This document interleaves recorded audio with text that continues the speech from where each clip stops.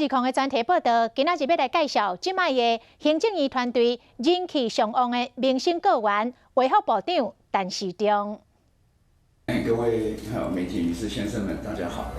甲较早同款稳重安定的语气，2019年新型冠状病毒侵入台湾，中央流行疫情指挥中心开设到即马，这100几天来，陈时中变成台湾人上界熟悉的政治人物。这个非常尊重专业的部长，他对于很多民众来说，已经是一个让他们觉得放心的象征。当代志拢亲身去做武汉包机登来台湾，补办星河邮轮游客检疫，逐场拢看到伊。武汉包机来那一天。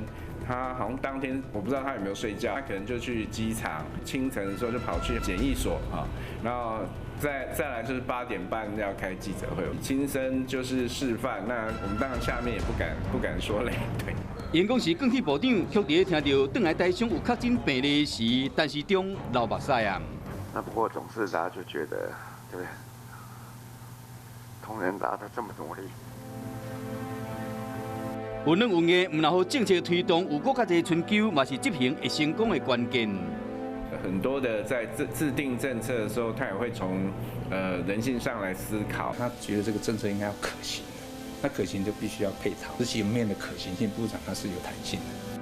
黄建文甲陈时中是熟识将近30年的好朋友。1991年，为了提升个人对喙齿保健的重视，决定为教育做起。因变成头一批到校园推动喙齿保健教育的推手。如果蛀牙多呢，小孩就厌食，所以身体健康可能就不好。那由于缺牙，所以成为同期里面会笑他。今仔日陈时中做牙医师工会全国联合会理事长的时，协助伊推行牙医总额支付制度。黄建文回想当时，敢若意见的整合甲基层的沟通，往回了差不多无1年。一个政策要推动，事实上一开始面临的就是反对的声音，他会试图的去了解你为什么反对。他会尊重你的感受，他会在你的这个对方立场里面去思考你真正的原因是什么。陈时中伫2005年到2008年之间，捌做当时的卫生署副署长。宣誓人，宣誓人。一直到2017年，佫入阁做卫福部长，才慢慢展现才华。就入面头一件就拄到真歹处理的禽流感。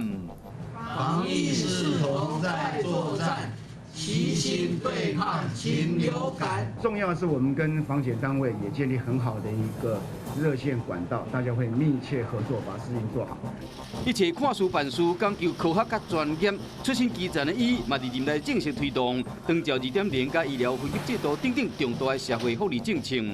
从开业医，然后台北市工会理事长，他全国理事长，到后来当卫生署副署长，其实他在整个过程里面，其实他是非常理解这个每一个层级民众他的需求，在决策上面他做的常常都非常的明快，记忆力很强。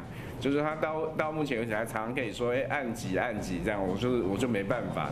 气科医生出身，却是对公共事务特别关心。最近几年来，陈时中带队出国，推动台湾加入世界卫生组织的决心。我们仍然有努力的空间。我们不会放弃。WHA 也同样需要台湾的一个实质跟有贡献的参与。WHA 的参与，我们当然持续还是会向国际来发声，让台湾能够让世界看得到。